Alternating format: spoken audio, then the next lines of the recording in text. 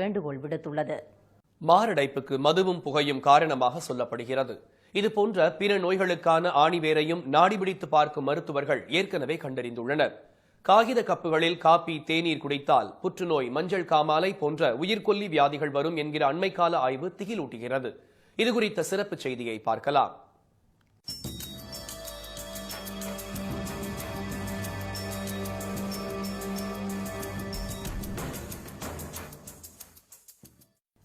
Coffee, தேநீர் போன்ற சூடான பானங்களை அருந்த கண்ணாடி டம்ளர்களை பயன்படுத்திய வழக்கம் ஒழிந்து அவற்றின் இடத்தை பிளாஸ்டிக் கிளாஸ்கள் கொஞ்ச காலம் ஆக்கிரமித்திருந்தன.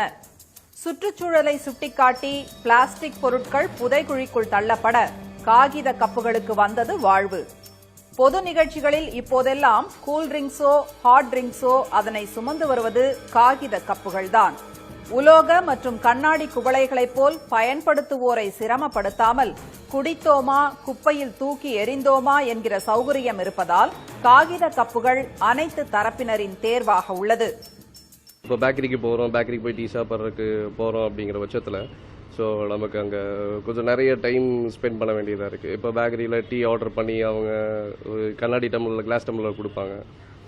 ஸோ நம்ம அதை ஹேண்டில் பண்ணுறது கொஞ்சம் பார்த்து ஹேண்டில் பண்ணுறோம். நம்ம அவசரத்தில் குடிச்சு டம்ளரை கீழே வைக்கும்போது கீழே விழுந்து உடஞ்சிருச்சு அப்படின்னா அதுக்கு நம்ம தனியாக பே பண்ண வேண்டியது வரும்.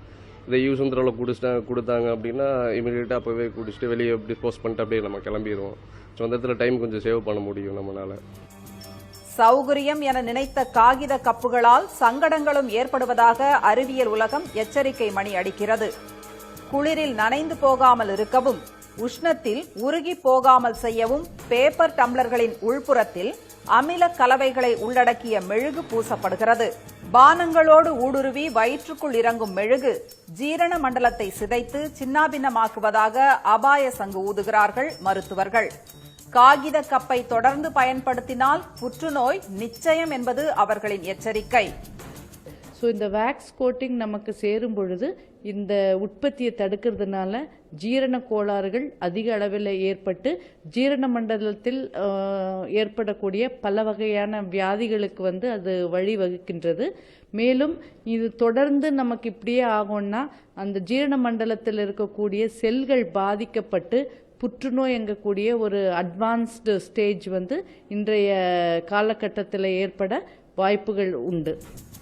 புற்றுநோய் மட்டுமல்ல, மருத்துவ அகராதியில் மனிதர்களை மிரட்டும் பட்டியலில் உள்ள கல்லீரல் பாதிப்பு, கணைய அழற்சி போன்ற உயிருக்கு உலை வைக்கும் நோய்களும் ஏற்படும் என்பது மருத்துவர்களின் கணிப்பு.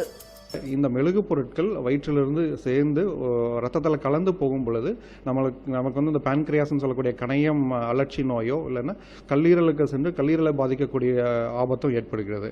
ஸோ கல்லீரல் பாதிப்பு ஏற்படும் பொழுது நமக்கு மஞ்சள் காமாலை போன்ற நோய்கள் வர ஆரம்பிக்கின்றது. இது ரொம்ப ரேராக வரக்கூடியது தான்.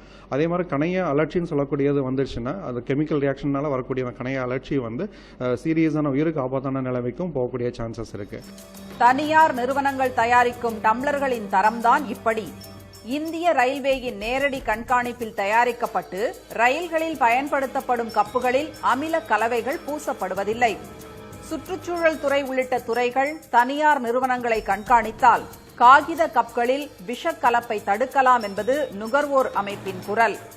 பேப்பர் கப்பு கூட இந்த சுற்றுச்சூழல் மாசு கட்டுப்பாடு வாரியம் தொழில்துறையினர் கண்டிப்பாக இந்த வேக்ஸ் கலக்கிற தடை செய்யப்படணும். அதுக்கு பதிலாக ஒரு திக்னஸாக இருக்கக்கூடிய மரக்கூழ் மூலமாக தயாரிக்கக்கூடிய இந்த பேப்பர் கப்பில் யூஸ் பண்ணாதான் இது கரெக்டாக இருக்குது. இதுக்கு அந்த சம்மந்தப்பட்ட அதிகாரிகள் கண்டிப்பாக இதுக்கும் ஒரு சட்டத்தை கொண்டாந்து ஒரு அரசாணை கொண்டாந்து இதுக்கு நடைமுறைப்படுத்த முடியும். ரசாயன பொருட்களில் நனைந்து வரும் சில பானங்களை அருந்தினால் உடல் உபாதைகள் ஏற்படும் என்பது காதுவழி செய்தி. ஆனால் பானம் அருந்தும் பாத்திரமும் பாய்சன் என்பது பதற வைக்கும் நிஜம். சன் செய்திகளுக்காக குருசாமி மற்றும் மாடக்கண்ணு.